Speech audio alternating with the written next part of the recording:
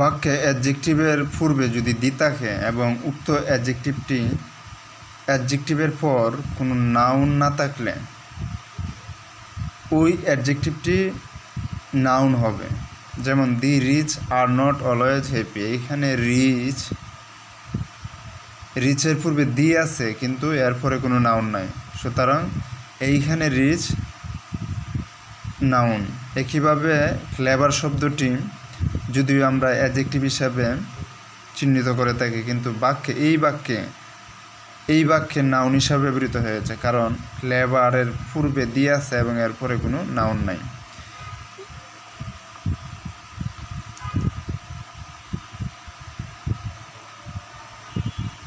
সুতরাং বাক্যে অ্যাডজেক্টিভের পূর্বে দি থাকলে এবং এরপরে কোনো নাউন না থাকলে ওই শব্দটিকে আমরা নাউন হিসাবে চিহ্নিত করব।